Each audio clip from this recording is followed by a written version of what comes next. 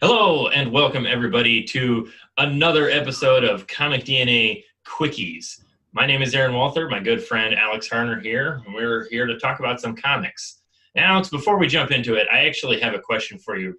You know, we're kind of making this up as we go on the fly.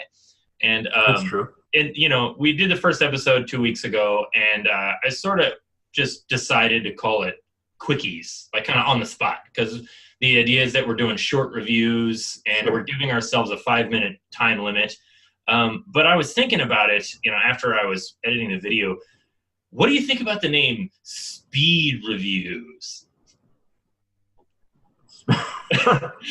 Like a speed Like, something made for, well, because why not? Because we got to spit the review out in like 5 minutes. We're giving ourselves a time limit here. So it's like a speedy review. Yeah, that's true. I mean, in true comic book fashion, there's a lot of good marketing we could do with speed. Yeah. And in true comic book fashion, we could just retitle it like every episode or every couple episodes with a new number one, and then nobody will be able to follow the podcast. Maybe that's not. Yeah, well, I mean, with the X-Men. Now, we promised before we started this we weren't going to go off on any X-Men rants. Talking about previous podcasts where we had multiple numbering systems, and I think we could continue that with these. Why not? That's true. We did do that. Well, regardless of what we're calling the show, either Quickies or Speed Reviews, maybe we'll make up our mind next week. We've got a couple of new books that we're going to talk about that are on the stands right now. I think they should be. They've all come out within the last couple of weeks, I think. Relatively recent, yeah. A couple weeks, month, something like that. Yes, yeah, that's the general idea. So, what books, Alex, are we going to be talking about today? All right, our 4 speed reviews for today. G.I. Joe, Sierra Muerte, number 1. Army of Darkness, Bubba Hotep, number 1. The Fearsome Dr. Fang, number 1. And Goodnight Paradise, number 1. All number ones.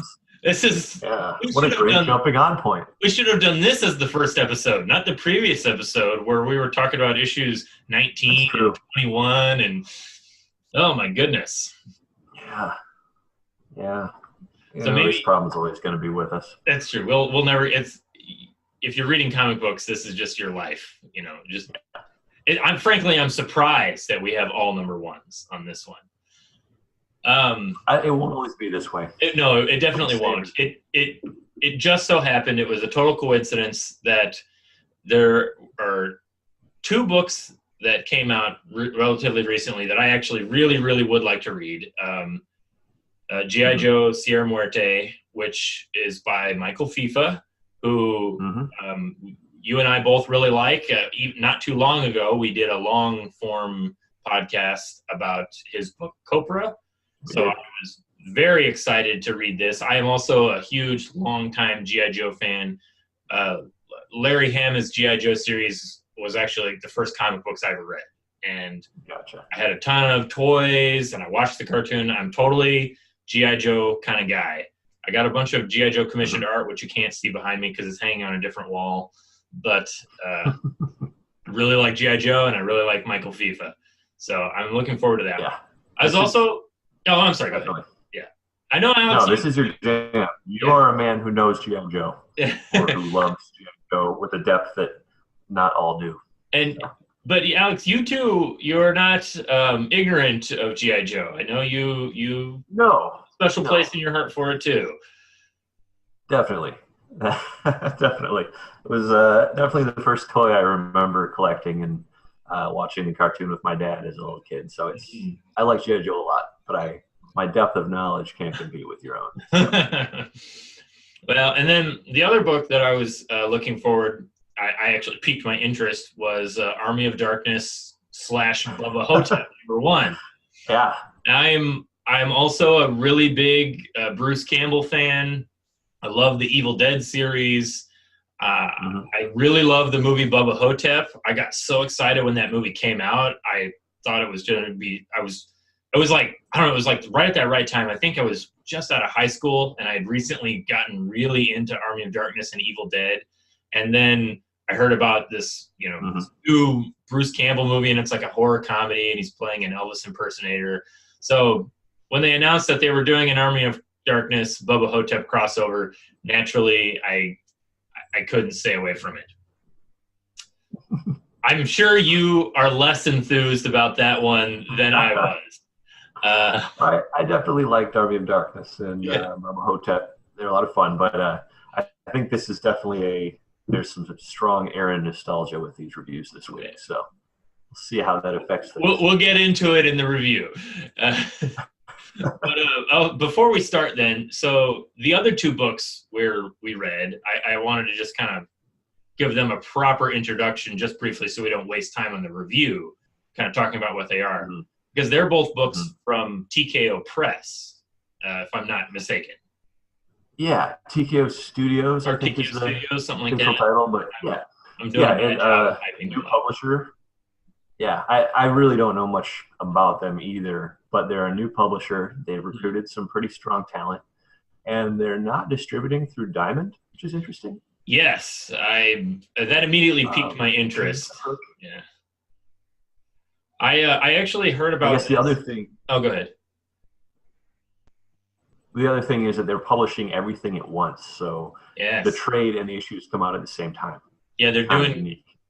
I think they've kind of hit the. So I don't want to go on too much of a tangent on this, but for the last almost, for as long as I've been self-producing comics, so like almost 10 years now, I've been meeting people who have been trying to come up with the next Netflix version for comics type of thing. We were lagging a little bit there. I don't know. Up a lot. You said the Netflix for comics. Yeah, everybody's trying to come up with Netflix for comics, and nobody's really been able to crack it for a variety of reasons. I think number one, the biggest reason is Marvel and DC have absolutely no interest in putting their products on another, they've got their own digital services. So it pretty much just becomes like Netflix for indie comics. And that's a hard sell.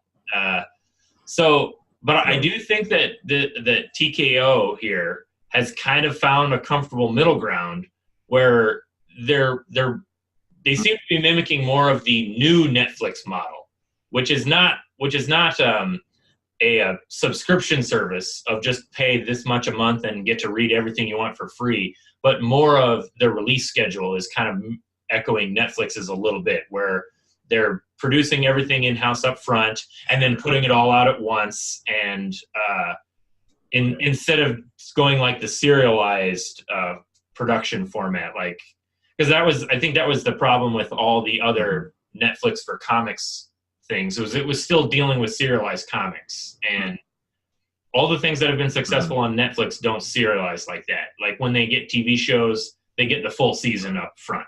Even when they were doing other shows, like they wouldn't ever have like a network TV show while it was airing, but once it was done airing, it would show up on Netflix, that kind of a thing. So I do think that they're kind of finding a nice little middle ground by doing that. It's an interesting thing. I hear Netflix doesn't like to use the term binge, but when you release it all at once, your audience can hit it hard, and it's kind of what TKO is allowing. Like you don't have to wait 6 months to see the story be completed. You can read it all immediately if you want, or at the pace you dictate. So my only real question now with the way TKO is doing things is, to be perfectly frank, I don't know why they're bothering with printing issues at all then.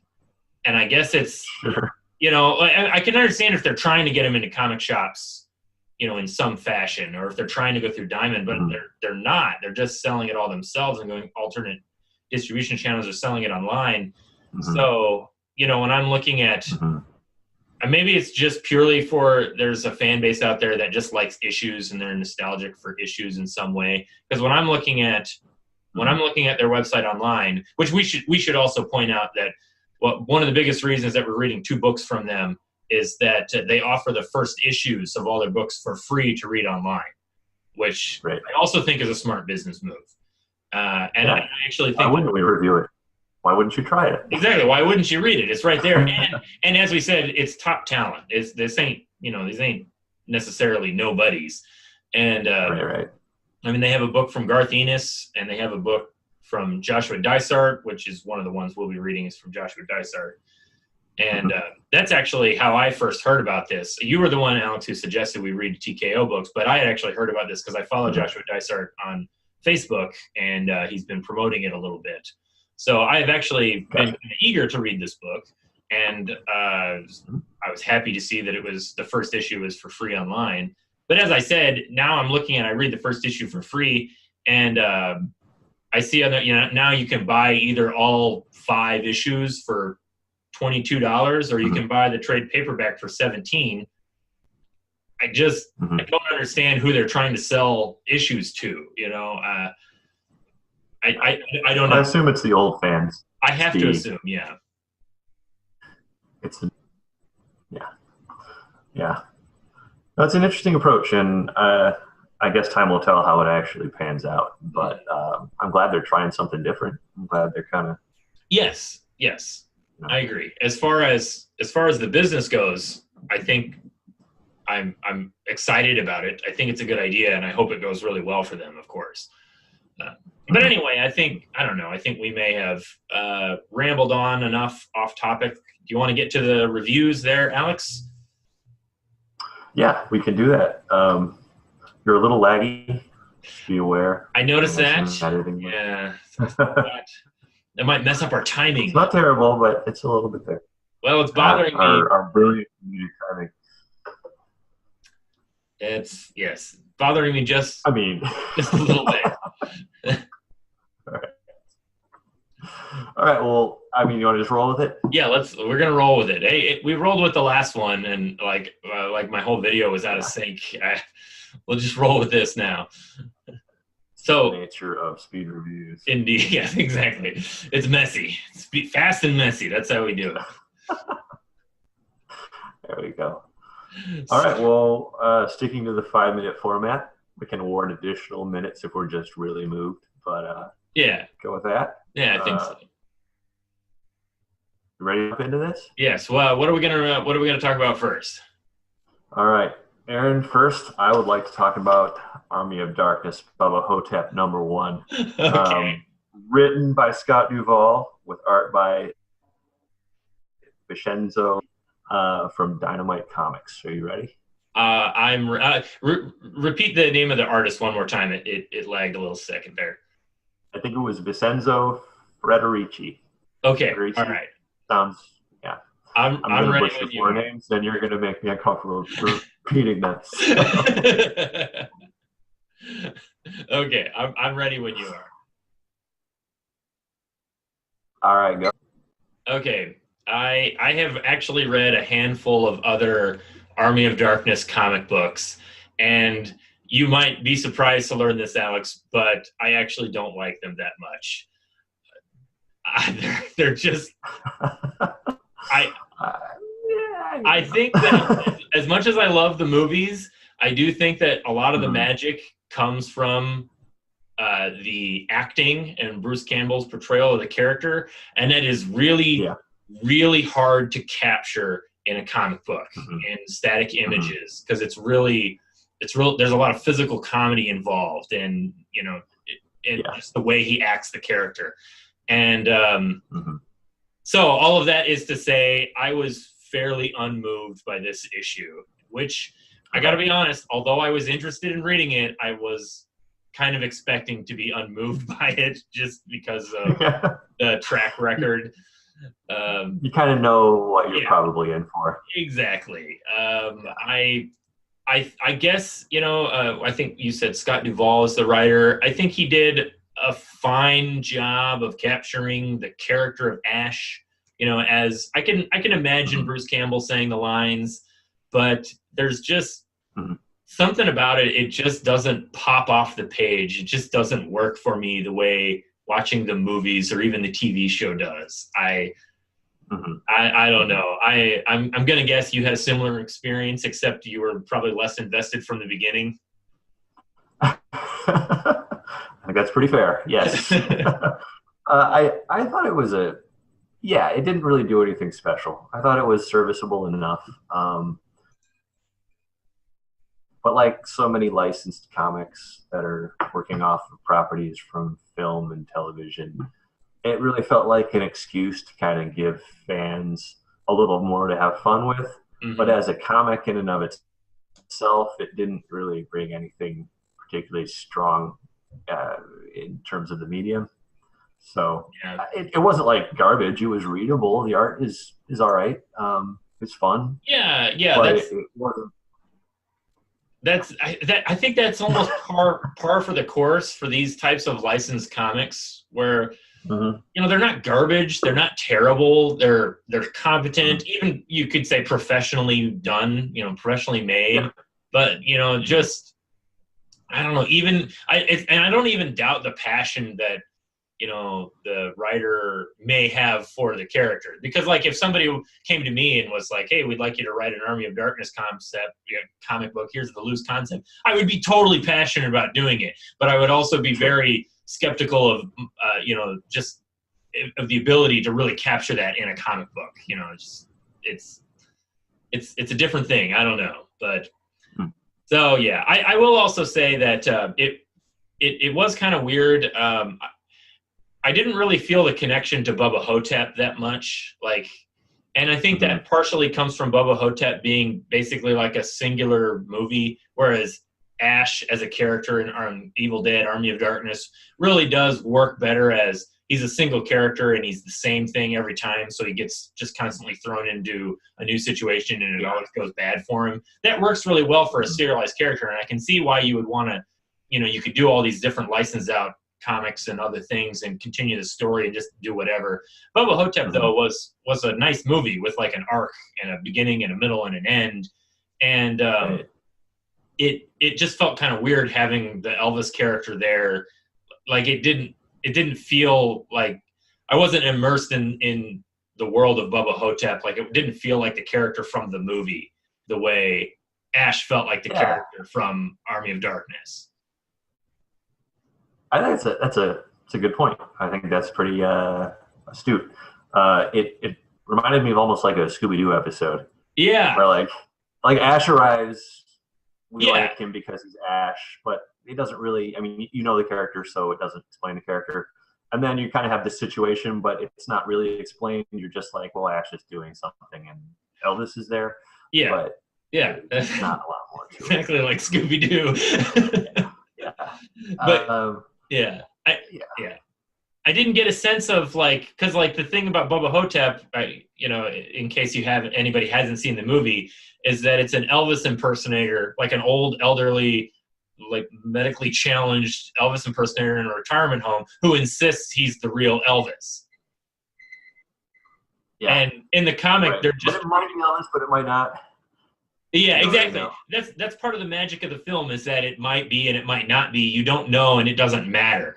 And in the book, in the comic, they're just treating it flat out like he is Elvis, and it's just kind of now. Yeah. Maybe that changes in the future. We're out of time. I might stop you there. That's all I can say about it. Yeah. Unless you have a big final point. I really don't. I was just going to ramble on about the same thing. So it's good that we have the. I'm gonna hold you to the beeper then.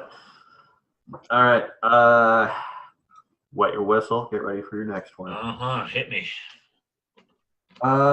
Let's go with The Fearsome Dr. Fang by Chun and Mike Weiss, with art by Dan McDaid, and this is one of the TKO books. Okay. Ready? Yep. Go. I kind of like this book a lot. I don't want to it's a weird way to describe how I don't think it was the greatest thing I've read in the world, but I enjoyed it, and I really liked the throwback nature of the art and the style. Like it really embodied kind of this pulpy fiction style of comic book. I really liked the art. Actually, I thought the art totally sold the atmosphere that they're going for. I did think when I got done reading it, I kind of felt like it felt like it was a pilot for a TV show. It like the way it just kind of like set up all these characters and they all run into each other, meet each other for the first time, and then they agree to go on a grand adventure, and I could just see it just being like the serialized adventures of these three characters as they chase, you know, the MacGuffin villain around for a season. I honestly, maybe I just had Bruce Campbell on my mind from reading Army of Darkness, Bubba Hotep, but it really kind of made me think of the Adventures of Briscoe County Jr.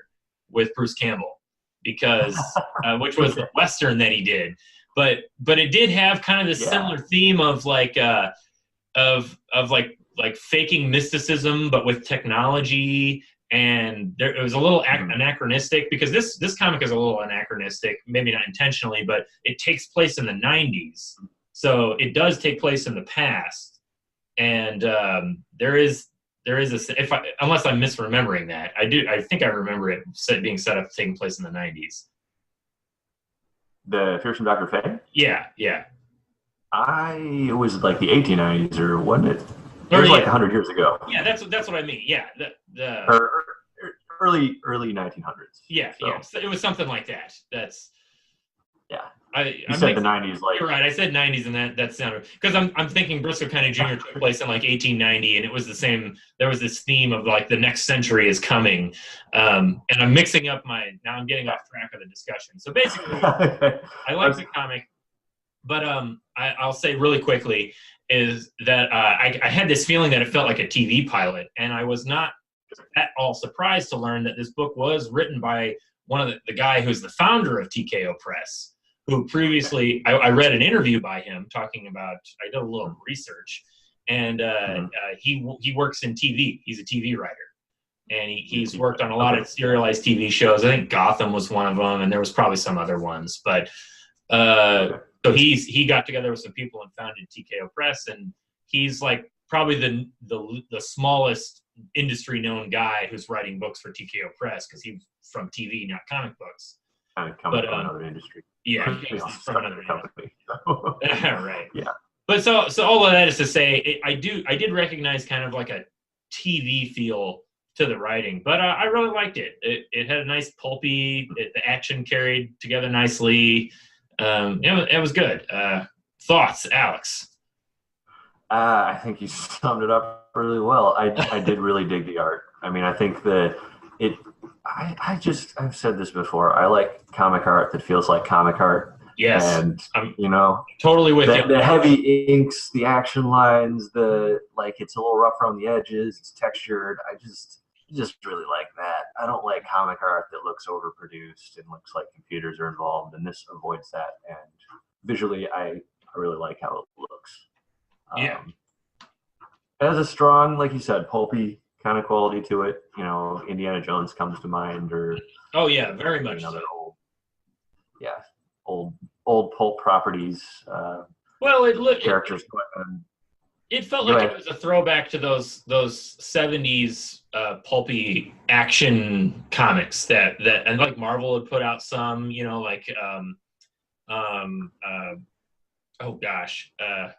what was the kung fu character? Shang-Chi? Shang-Chi, yeah, like something like that, with like a little bit beyond. Like, sure. I mean, even going further back to like the Shadow and Doc Savage. I was going to say, but it did feel like it embraced all of the early pulp stuff too, and even the I mean, just the fact that it has the character of, you know, Dr. Fang, and the whole ties to the Orient, you know, immediately invokes imagery of Fu Manchu. So this might be a more respectful take on that. Yeah, okay. That's time. I feel like that sums it up well. Any final words you want to add to that? I thought it was fun. It didn't blow my mind, but the art's great, and I would read the next issue. It's a good adventure comic. I like adventure comics. Yeah, same here. All right, moving on. What are we going to do next? All right, let's do G.I. Joe Sierra Muerte #1. Written and drawn by Michael Fiffe, who we have talked about before. Mm-hmm. On your market, set, go. I loved this comic. It was perfect. It was everything I want from G.I. Joe. I don't know what else. I don't know if I can say anything else. I absolutely love it. Okay. This is high praise from Mr. Aaron Walter. I absolutely loved it. I'll break it down a little more specifically. I really liked how full this comic felt. I liked that the story followed 3 different teams, so we got to see a wide cast of G.I. Joe characters, and they all kind of had a moment where they got to do something. I thought he balanced like the multiple casts so well in the story of this like spy story, you know, military spy action, and there's the hints of the ongoing story of what's going on with like Cobra Commander's health, and but it just like clipped along so fast. All of the characters were they felt in character. Like it was so much fun. I absolutely loved it. It was great. I think that's a huge challenge with G.I. Joe stories in general. I haven't read the comics like you. Mm-hmm. That the cast is massive. It's humongous. Massive because it was a toy line. Yeah. So and they had to push new characters all the time. Makes room for so many of these characters. Yeah. Right.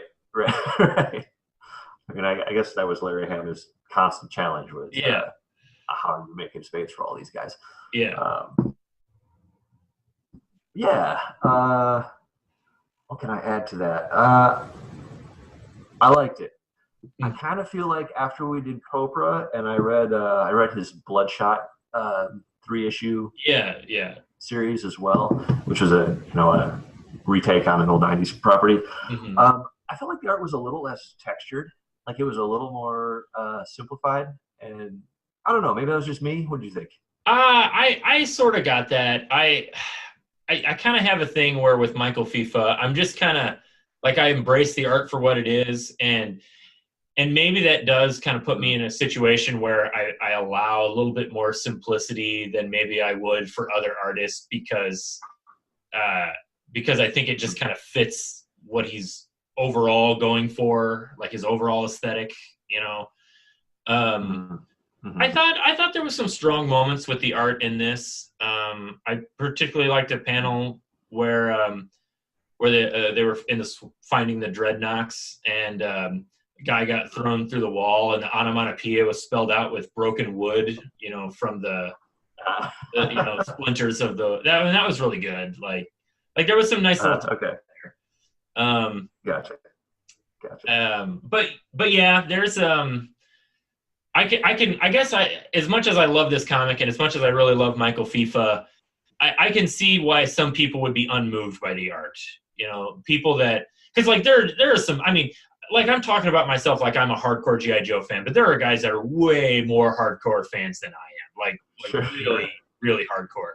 And people that have been reading the line the whole time, every single comic since it came out. And I can see if you're a big fan and you really like those 80s comics, and I apologize, I can't remember any of the artist names that worked on them at the time, but that's a very different art style than what Michael Fiffe is doing. And Sure. And I don't mean to say, like, I like Michael Fiffe's art. I'm saying this particular issue, as compared to some of his other stuff, didn't rock my world as much. Mm-hmm. But I'm wondering maybe if I've just seen his stuff a lot more now, so it's not quite as strange and new at this point. That could be. Yeah. I mean, I still like it. It's still good. It's just, I don't know. Cobra really hit me like out of nowhere. Like, what is this? And it felt like there was just a ton of energy. I think the other side to that is with him working on a licensed property of G.I. Joe, he is still a little bit more. It's a little bit different of a beast than doing something like Cobra. Because like with G.I. Joe, he's got to make sure the characters look on model. Like he's got to make sure the characters have the right voice. Whereas with Cobra, he can get totally wild, and just do anything that he wants. That's an excellent point. The character designs in Cobra were insane because there was nobody he was come to. He was just exactly his imagination. And to be fair, with something like G.I. Joe, I pretty much demand that the characters be on model. Like, I don't want the characters to all be wearing military fatigues or like black high-tech ninja costumes like in the movie or something. I want them to look like the Right. toys. I want them to look like colorful characters. That's what they are. You know. That's a good point. So, That's really good point. that, yeah. Last time, unless you have a final thought, closing idea. Well, like my closing statement would just be maybe that might be some of the reason of why you kind of feel that difference from Copra to G.I. Joe is the difference in writing for a franchise. Mm-hmm. Mm-hmm. That's a really good point. All right, moving on to our last issue, Goodnight Paradise #1, written by Joshua Dysart with art by Alberto Ponticelli. Mm-hmm. Ponticelli? I think it's Ponticelli. All right. Ready? Yes. Go. All right. I liked this issue quite a bit. I like Joshua Dysart. I've not read a ton of things that he's done. I really liked Unknown Soldier that he did, and I have a few other books I know that I've read that I can't think of. I think he did an Art Crystal book, the Jim Henson tie-in. I've met him a few times at comic book conventions, and he's always the nicest guy in the world. He's really, really great to talk to about comics and craft and stuff. And I thought this was a really, really, really, really good take on the just like an old pulpy private detective kind of story, but like without looking like it. Like if you'll forgive the stretch, this is like it's like equivalent of the Coen Brothers film Big Lebowski, except it's not a comedy, but it's just about a guy, a character who gets thrown into this mystery, and it has all the trappings and the style and the kind of the plot structure of a classic classic private detective novel. I can't think of Dashiell Hammett, something like that. But he's not a character who is a private detective. He's just some random guy who got kind of thrown into this. And Dysart uses this to talk also about something that's really topical, and also something that, as I understand it, is really personal to him, which is the homeless problem and also the gentrification going on in Venice Beach, California, which I'm not aware. I don't know if you're aware of this, Alex, but I think Dysart lived in Venice Beach. I follow him on Facebook, but I can't remember everything clearly, and I didn't do enough research to go double check. But if I'm not mistaken, he lived there, and I think was forced out because basically like rents kept going up, and like his building got taken over, because they make some references in the comic to Snapchat moving in and all the yuppies and stuff. And as I understand it, from a minimal research that I've done, that and from what I've heard from people talking on social media, that is actually going on. And so this was but I think this was a strong first issue. I have other things I could maybe say about the characters, but I'm curious to know what you thought. I don't want to keep rambling. I really enjoyed it. I really liked the thoroughness of the detective story approach. Like he's definitely giving nods to the classic LA detective kind of tropes. But like it's a dense comic. There's a lot of it's a little longer than your standard issue. That's true. It's like 30-something pages. Something like that. Like instead of 22, it was closer to 30. Yeah. But there's a lot of talking, and it's not like fluff. It's just like it's a lot of dialogue. And this was a much denser comic than the other 3 comics we just reviewed. Absolutely. So this was definitely very different. This was definitely There's a lot more to chew on. Oh yeah, for sure. And this was definitely the densest comic that we read, and I love it, if for no other reason than just for that, because I have long complained that comics are not as dense as they could or should be due to various reasons. But I think Dysart just nailed it in this book. It just felt so full. The plot moved along, and you got really invested in the characters. And that's Well, that was another thing I wanted to bring up. I really liked how human he made this. Like he was writing about something personal to him, writing about this kind of dirty, disenfranchised people that are, trying to survive in this place where things are changing, and Right. you know, he's doing it in the frame of a detective story, but he really does flesh out like these guys' lives, and it's I really like that. I would not be surprised to learn that all of these different homeless characters that kind of pop up in the book are all based off of real people that Dysart has met or seen, or they're amalgamations of the types of people that are always around Venice Beach. Like I have no doubt that that's, you know, they're just so real. Like they feel so real. And I also know that Dysart is a writer who does really do thorough diligence in researching the subjects that he writes about. And I mean, like he went to Africa to study about, you know, for Unknown Soldier to like hear stories about the Lord's Resistance Army, you know, the Coney, you know, Joseph Coney. Gotcha. I'm going to, it's only the second episode, and I'm going to say put another 5 minutes on there because I think we have more more to talk about with this issue. Right, okay. 5 more? 5 more. We'll just do it. 5 more. Bonus 5. Here we go. This is a double length. That's how much I liked it. I think that well, because one thing I wanted to kind of mention is that I think Dysart is such a great writer. Like just like from a purely technical standpoint, like I think he really knows how to pace his stories. He knows how to give his characters voices. But one of the other things that I really admire about him so much is that he is also a real, I guess you could call like a social activist type of person, which I don't mean that to sound pejorative or the other way. That's what he is. But the reason I really admire that is that he's able to put that into his stories without it sounding like, I don't know, lazy preaching. Like it all feels really, really thorough. And like, I think there's a tendency, this is me being judgmental of other people, not Dysart, but I think there's a tendency when a writer is really driven to get a message out there, and it's really hard to not succumb to the desire to just oversimplify the situation and make all of the characters that you're rooting for saints, and all of the, you know, you put straw man arguments up. Sure. And I see this a lot actually when people talk about the homeless.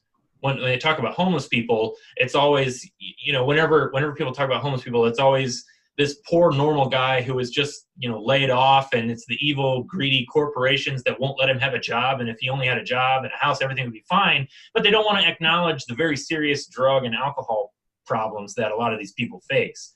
And I'm not saying like, I'm not taking a moral position either way. I'm just talking about how it is. There's a tendency to reduce characters to simple black or white caricatures. Exactly. You know. And yeah, that's bad. I liked that too. There was a scene where they're talking about the Snapchat guys that I thought was really, like, I do think it is a testament to Dysart's writing. I don't know his work super well, honestly. I haven't read that much else by him. But the homeless guys are kind of looking at this and talking about these rich guys that are moving in on their space. And the one guy like kind of wonders, might as well let them have it. Does anybody deserve to take up space in paradise for too long? They're young. Maybe it's their turn. Like it doesn't really like, it makes you wonder. Like it doesn't take a strong, like it needs to be this way or that way. It's just like something's happening here. Yeah. Under this. Yeah. I don't know. There's a lot of ways you could bring a lot of your own feelings to what's happening, even in these few panels. And Dysart lets you do that without hitting you on the head with something. Yes. In this issue. So, yeah, I liked it. I really liked it. I would go so far as to say that I think it was the best comic we read of this group for sure. And I mean that seriously. And that's comparing it to my personal love of G.I. Joe and Michael Fiffe. I really still think that that Goodnight Paradise was just such a great book. Like it was really good. Yeah, I think the art was really good too. Like it really was, and we shouldn't underplay that. I think it was. I mean, well, the art working with the writing. In reading this, I never had to reread a panel. It was all just. I don't know if you had any little snags, like when in comics sometimes think something's a little unclear. Oh yeah, it happens all the time. But this was, that didn't happen to me reading this issue. I was just like, this is very smooth. I'm moving through the story, and it leaves me wanting to know what happens next. So yeah, flowed really well. It was great. In fact, I liked it so much, I ordered the graphic novel. All right, there you go. Yeah, it did. I ordered the graphic novel, and I also ordered the graphic novel for Fearsome Dr. Fang too. Okay, gotcha. So, I'm actually looking forward to reading both of those books, but especially Goodnight Paradise. Cool. You're that TKO. We like you right now. Yeah, I'm totally into it. We might read some other TKO books for the next episode. They're on a roll. Yeah, it would be cool to. I would definitely be willing to read. Well, I'd be curious about both, but Goodnight Paradise, I'd be willing to read for a longer comic DNA breakdown. Yeah, I think there's a lot you could say about that. I predict there's a lot we could say about it. I don't know where it's going to go, but exactly. So, yeah, that would be worth it. But yeah, there we go. All right, that was 5 more minutes. So it was a good call. It was such a good book. It deserved an extra 5 minutes on the clock. There you go. We can do that. Yes. Because there are no rules and the numbering doesn't make any sense. That's right. We make it up as we go along. Okay, well, I think that pretty much does it for this episode. Thank you, everybody, for watching and listening. I'll put some links in the description of where you can find my comics and podcast of this DNA podcast. I'm gonna retake that. Where you can find MP3s of this podcast is what I meant to say. You can find MP3s of this podcast at there we go. comicdna.podbean.com, and you can find my comics at aaronwalther.com. All right, I think that'll do it. So I'll see you guys next time. Thanks, Alex. It was so nice to read the TKO books because they were from a big publisher and they were about something. Yeah, yeah. They're actually trying to tell me something within this issue. It's not just like stringing me along for another whatever. Yeah, exactly. I know. Yeah, it's nice to read. It just reminds you it's nice to read comics that are actually like a story somebody wants to tell. No, I want to tell the story.